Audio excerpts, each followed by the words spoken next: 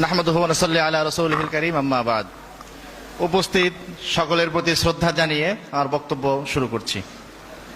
আইনুদ্দিন আল আজাদ কে ছিলেন এ সম্পর্কিত বর্তমান যে ধারণা বয়ান, সেই বয়ানের সাথে তার সত্যিকারের চরিত্রের খানিকটা পার্থক্য বাহ্যত দৃষ্টিতে দেখা যায়।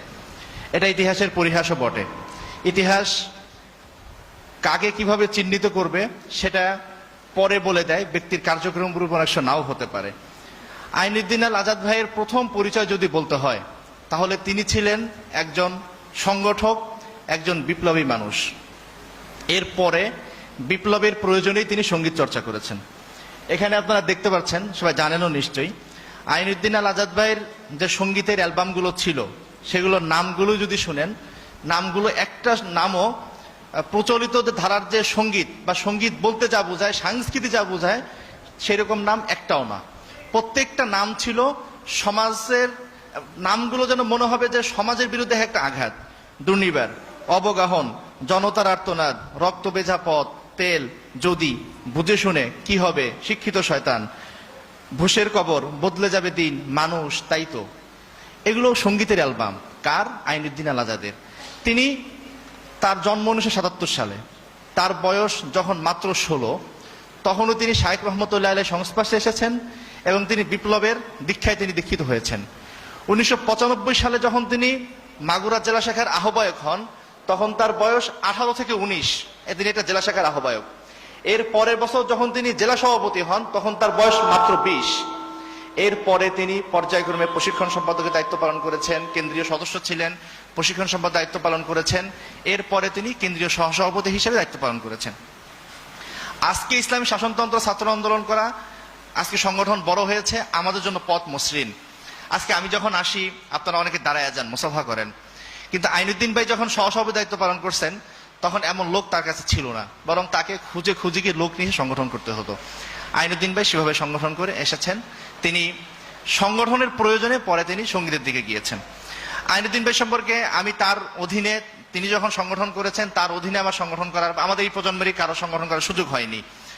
এবং এই প্রজন্মে আমরা যারা আছি, অনেকেই আইনুদ্দিন ভাইকে আমরা কাছ থেকে দেখি নাই। কিন্তু আইনুদ্দিন ভাই সম্পর্কে আমার বাবার একটা কথা, আমি যখন সভাপতি হলাম, একদিন ফজরের নামাজে আমি জামাতে যাই নাই। আব্বা বলতেছে, কি তুই ছাত্র আন্দোলনের সভাপতি হইল, তোর জামাত মিস হয়। অথচ আইনুদ্দিনে দেখছি, আইনুদ্দিন ভাই মোংলাই গেছেন, ঘটনাটা তার ভাষা না বলে ঘটনাকারে বলি, তিনি মোংলাই গিয়েছেন, তো তার বিয়েতে উপস্থিতি সেভাবে ছিল না। তিনি প্রোগ্রাম শেষ করে এসে বলতেছেন মন খারাপ, আমাদের বাসায় তিনি খানা খেয়েছিলেন, মন খারাপ, আইনুদ্দিন ভাত ঠিক মতো খাচ্ছে না। কি আইনুদ্দিন, সফর করে আসতো, ভাত খাও না কেন? বলছে, কাকা মনে হয় আমার গুনাহের কারণেই আজকে এখানে লোকজন নাই, সংগঠনের দিকে মানুষজন আসতেছে না। আব্বার ভাষ্য হলো, রাত্র 3টার দিকে আমার ঘুম ভেঙে গেছে, পাশের রুমে তাকায় দেখি আইনুদ্দিন সেজদায় পরে গুনগুন করে কাঁদতেছে, গুমগুম করে কাঁদতেছে, আর সংগঠনের জন্য দোয়া করতেছে। তো এই হলো আইনুদ্দিন আল আজাদ ভাই। তো আজকে আইনুদ্দিন আল আজাদ ভাইয়ের সেই যে সাংগঠনিক ব্যক্তিত্বটা, তার যে সাংগঠনিক যে চরিত্রটা, সেটা আজকে আমাদের সামনে থেকে অনেকটা হারিয়ে যাওয়ার মতো। তো সেজন্য ইসলামী শাসনতন্ত্র ছাত্র আন্দোলন সেটাকে সামনে নিয়ে আসছে। যে আইনুদ্দিন ভাই আজাদ ভাইয়ের সঙ্গীতের যে কথাগুলো যদি আপনারা সাহিত্যিক মান থেকে বিশ্লেষণ করেন, তাহলে বর্তমান সময়ে বা অন্যান্য সময়েও সাইমুমের কথা বলতে পারি, অনেক সংগঠন, আমাদের কলরব আলহামদুলিল্লাহ, এখনকার সঙ্গীত শিল্পীরাও সবাই গান আইনুদ্দিন ভাইয়ের গানের চেয়ে সাহিত্য মানে অনেক উন্নত। আইনুদ্দিন ভাইয়ের অনেক গানের বাক্য পাবেন, যে বাক্যটা বাংলা ব্যাকরণ হিসেবে শুদ্ধ হয় না, কিন্তু মানুষের কাছে এই পরিমাণ জনপ্রিয় কেন ছিল? আজকেও মানুষ যখন গায়, কি হবে গানটা মানুষ গায়, আইনুদ্দিন ভাইয়ের গানগুলো বেশি গায়। সেগুলো সাহিত্য মানে উত্তীর্ণ না, অনেক ক্ষেত্রে বাংলা ব্যাকরণগতভাবে ভুল ছিল কয়েকটা বাক্যে, কিন্তু আইনুদ্দিন ভাইয়ের গান জনপ্রিয় ছিল। কেন ছিল? আমার কাছে এটা মনে হয়েছে, আমি বড় থেকে যেটা শুনেছি, তিনি সারাদিন সংগঠনে কাজ করে করে আসতেন, কাজ করে এসে ঘর্মাক্ত শরীরে খেয়ে না খেয়ে তিনি যখন শুইতেন রাত্রেবেলায়, শোয়ার পরে ওই বেদনার থেকে তার মধ্যে সঙ্গীতটা বের হইতো, সেটাই আইনুদ্দিনের সঙ্গীত।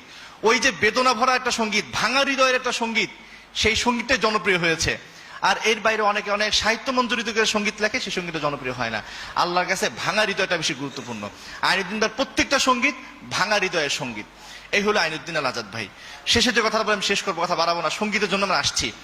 আমি তখন চট্টগ্রামে পড়ি, তখন বিএনপি জামাত ক্ষমতায়, সাইদি সাহেবের বড় মাহফিল হয় প্যারেড ময়দান, বিশাল মাহফিলে গিয়েছি। গোটা মাহফিলের আশপাশে ওরা তো শিক্ষিত শয়তান বাজে। আমার মনে হলো যে এটা মানে সাইমুমের গান, জামাতের মাহফিলের পাশে বাজতেছে, সব জায়গায় বাজতেছে। আমার মনে মনে আক্ষেপ যে হ্যাঁ রে, এই গানটা যদি আমাদের হইতো। তারপর গানটা ভালো লাগতেছে, আমি ভিড় ঠেলে দেখছি যে কাছে গেছি, গিয়ে দেখি আইনুদ্দিন আল আজাদ রহমতুল্লাহ, না আইনুদ্দিন আল আজাদ, শিক্ষিত আইনুদ্দিন আজাদ।